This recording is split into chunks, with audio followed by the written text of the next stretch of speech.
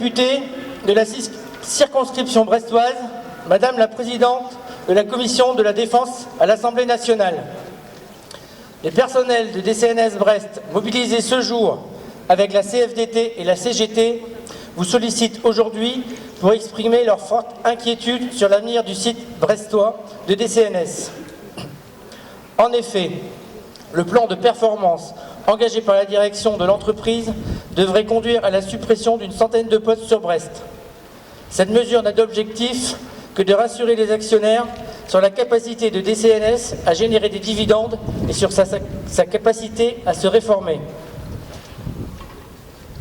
Ces suppressions de postes ne seront pas sans incidence sur le fonctionnement de l'entreprise à moyen terme, sur les programmes et sur la qualité des prestations de DCNS.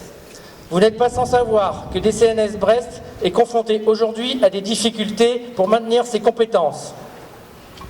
Sans une maîtrise de nos compétences et sans moyens industriels, il deviendra impossible pour les équipes de DCNS Brest de répondre aux attentes de nos clients et principalement de notre client, la Marine nationale. C'est pourtant la voie choisie par la direction brestoise pour les années à venir. D'une part, réduction drastique de l'outil industriel avec notamment la restitution à l'État du chantier et des ateliers de construction neuve qui ont vu passer porte-avions, BPC et un autre frégate, plateforme pétrolière et plus récemment les hydroliennes.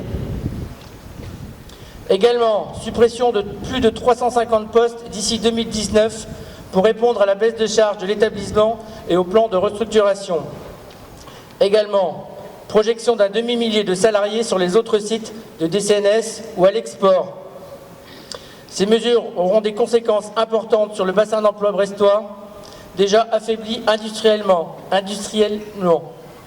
Face à cette situation, les personnels de DCNS Brest, rassemblés dans l'action, attendent de votre part une intervention auprès des décideurs.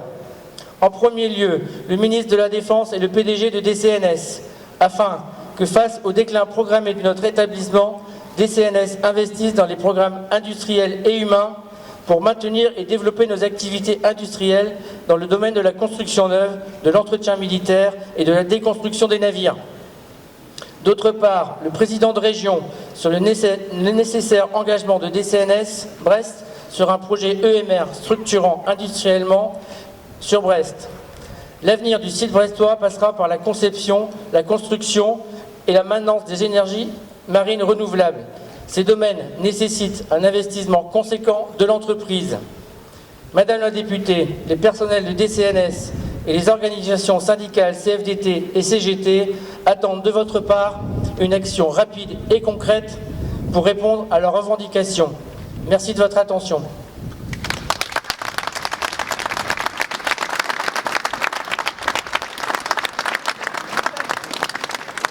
Donc, Monsieur Lucakis, bonjour. Vous êtes représentant de la CGT Arsenal de Brest.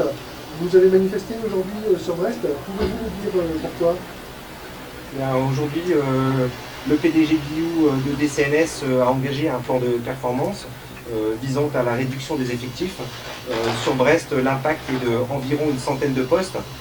À cela, il faut ajouter la réorganisation de la direction service engagée par la nouvelle directrice qui est arrivée il y a 1 an et demi, 2 ans, Madame Villeneuve, qui a décrété la suppression de 450 postes de la direction emploi-service, donc 250 à Brest et 200 à Toulon à l'orée de 2020. Donc voilà, aujourd'hui, nos inquiétudes, c'est les pertes d'emploi engendrées, ce qui risquerait d'entraîner forcément des pertes d'activité. Aujourd'hui, d'ici 2018, le plan de charge est en baisse et on ne voit pas véritablement de la part de la direction locale et du PDG un engagement à nous trouver des activités.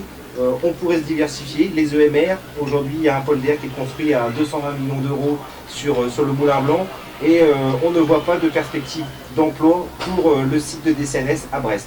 Voilà nos inquiétudes aujourd'hui.